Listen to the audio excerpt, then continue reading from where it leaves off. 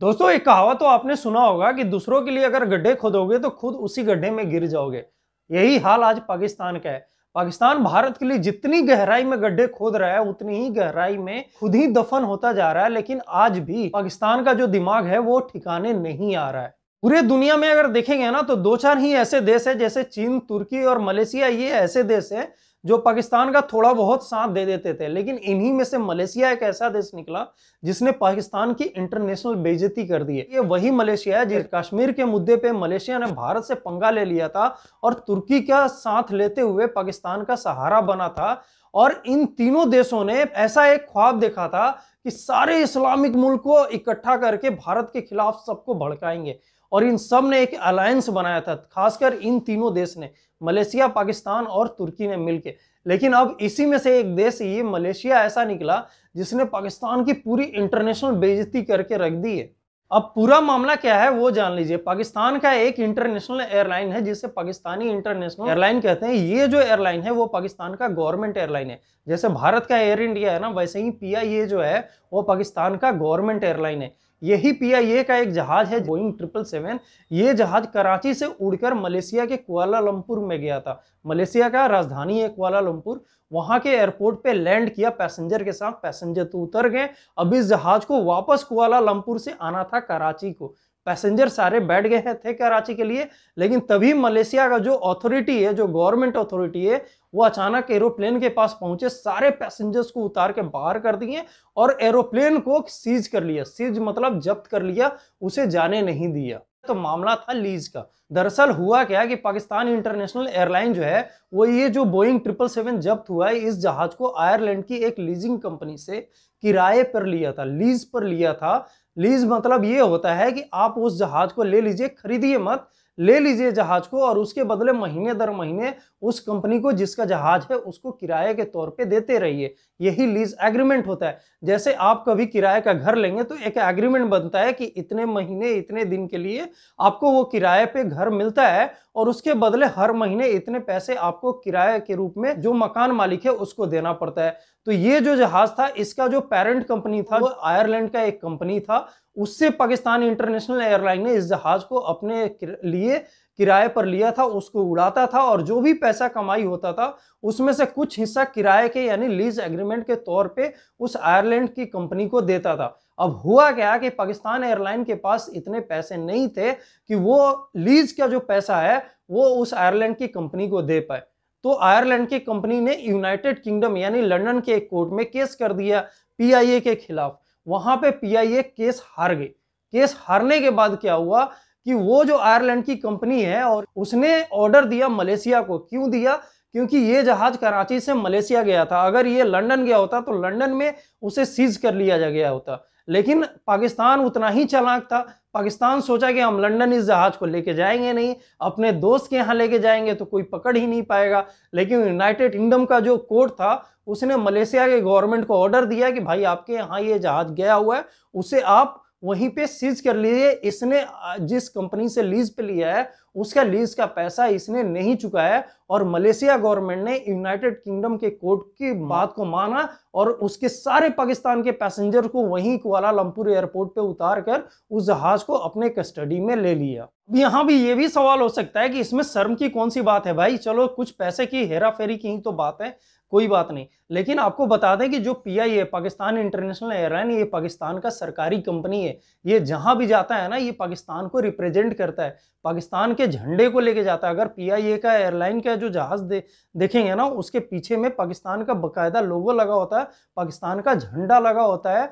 और यही झंडे को लेके पूरे विश्व में ये एयरलाइंस जो ट्रैवल करती है यानी पाकिस्तान के एक प्राइड को रिप्रेजेंट करती है। अगर इस कंपनी के जहाज को अगर कोई सीज कर लेता है मतलब कि पाकिस्तान के सरकारी संपत्ति को कोई देश जो है वो अपने यहाँ कैद करके रख लिया, जिससे होता क्या है कि उस देश के स्वाभिमान को बहुत तगड़ा झटका लगता है। और यही पाकिस्तान के साथ हुआ है। पाकिस्तान के जहाज को सीज करना मतलब पाकिस्तान के स्वाभिमान को तगड़ा झटका देना है और यही मलेशिया ने किया है। इसीलिए पाकिस्तान के लिए बहुत ही ज्यादा शर्म से डूब मरने वाली ये बात हो गई है।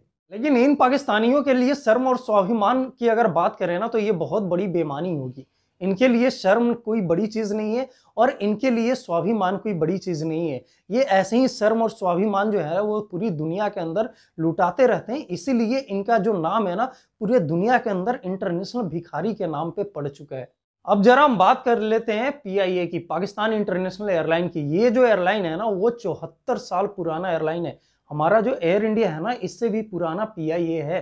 पहले ये ओरिएंट एयर के नाम से चलता था, एक प्राइवेट कंपनी था। जैसे अपना एयर इंडिया जो है वो पहले जेआरडी टाटा के अंडर में आता था, टाटा का कंपनी था, बाद में उसे गवर्नमेंट ने अपने नाम अंडर में ले लिया क्योंकि ये बहुत लग्जरियस और दुनिया में बहुत नामी एयरलाइन हुआ करता था एयर इंडिया। वैसे ही ओरिएंट एयर भी एयर इंडिया की तरह ही एयरलाइन था जो बहुत दुनिया के अंदर नामी एयरलाइन था।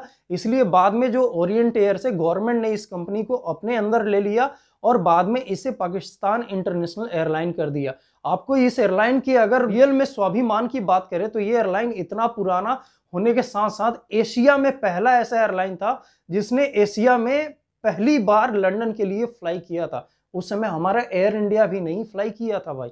ये आपको बता दे, पाकिस्तान इंटरनेशनल एयरलाइन के बहुत बड़े बड़े कारनामे हैं जिसमें इसने पुराने अपने बीते समय में इसने बहुत ऐसे काम कर दिए। लेकिन जैसे जैसे पाकिस्तान की हालत दुनिया भर में खराब होती जा रही है, इस एयरलाइन की भी हालत जो है वो पूरी दुनिया भर के अंदर बदनाम होती जा रही है। अभी 2017 की अगर बात करें तो यही पाकिस्तान इंटरनेशनल एयरलाइन का एक बोइंग 777 ही जहाज था जिसके अंदर लगभग 350 पैसेंजर बैठने की क्षमता थी और 350 पैसेंजर क्षमता से 2 पैसेंजर ज्यादा, यानी 2 पैसेंजर को खड़े करके ये ही एयरलाइन लाहौर से उड़ा था और जेद्दा गया था जब हज चल रहा था, तो हज यात्रियों के लेके। जरा आप सोचिए, कभी अगर आप एयरलाइन में ट्रैवल किए होंगे तो एयरलाइन के अंदर सेफ्टी कितनी मायने रखती है। वहां पे क्या ऐसा होता है कि कोई पैसेंजर को खड़ा करके ले जाए एयरलाइन? ये बस और ट्रक है क्या आप? लेकिन पाकिस्तान इंटरनेशनल एयरलाइन ऐसे ही कारनामे आज के डेट में कर रही है और अपने साथ साथ अपने देश का जो नाक है ना वो हर जगह कटवा रही है। आखिर पीआईए ने इस जहाज को किराए पर क्यों लिया था? तो इसमें देखिए कोई बड़ी बात नहीं है।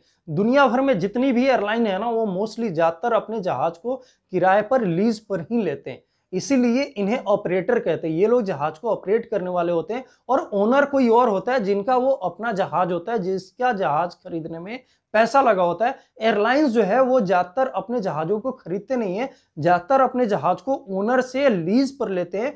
कुछ दिन रखेंगे, उड़ाएंगे, बतौर किराया वो लीजर को पैसा देंगे और उसके बाद जैसे ही एग्रीमेंट खत्म होगा उस जहाज को उन्हें वापस कर देते हैं। इसमें कोई बड़ी बात नहीं। इंडिया के भी कई ऐसे एयरलाइन है। इंडिया में अगर बात करें तो लगभग 90% जो जहाज उड़ते हैं ना, लगभग 650 जहाज रजिस्टर, इसमें से 600 जो जहाज हैं वो लीज पर ही हैं, दूसरे से किराए पे लिया गया।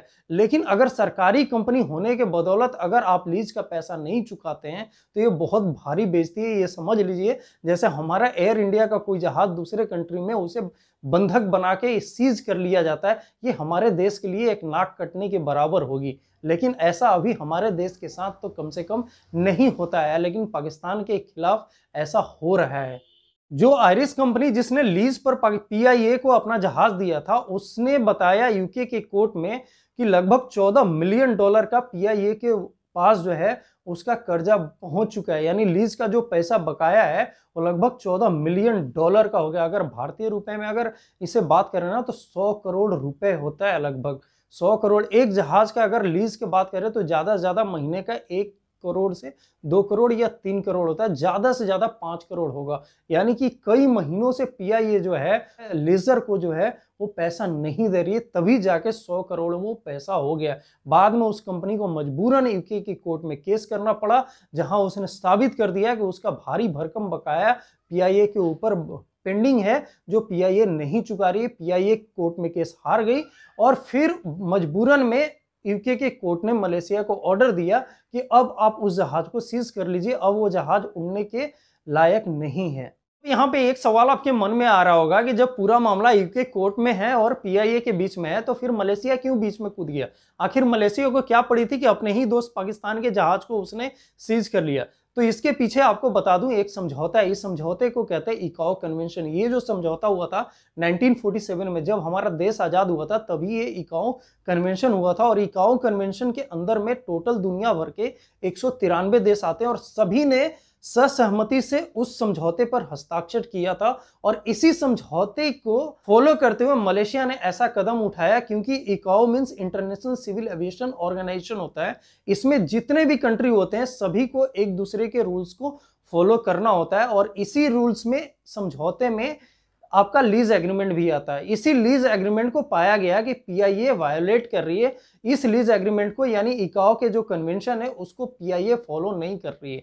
इसलिए अगर नहीं फॉलो किया गया तो इस कन्वेंशन का हिस्सा भारत भी है, मलेशिया भी है, पाकिस्तान भी है, आयरलैंड भी है, यूनाइटेड किंगडम भी है, लगभग 193 देश है। अगर ये जहाज किसी और देश में होता तो उस देश को भी मजबूरी उसे सीज करना पड़ता। अगर यही जहाज भारत में होता तो भारत को भी मजबूरन उसे सीज करना पड़ता। फिर इल्जाम आ जाता, पाकिस्तान दुनिया भर में रोने लगता कि भारत ने ऐसा कर दिया, भारत ने वैसा कर दिया। लेकिन आज उसके खुद दोस्त मलेशिया ने ही वैसा कर दिया, उसके मुंह पे थप्पड़ जड़ दिया, तो अब क्या कहेगा। तो पाकिस्तान की आजकल यही हाल हो गई है कि हर जगह जहां पे भी जाए अपने दोस्त से भी पिटेगा, दुश्मन भारत से तो पिट ही रहा है, जहां जा रहा है वहीं पे पिट रहा है। लात खाने की इन्हें आदत हो गई है, भीख मांगने की आदत हो गई है और पूरे दुनिया के अंदर एक इंटरनेशनल भिखारी का टैग लेके ये लोग घूम रहे हैं।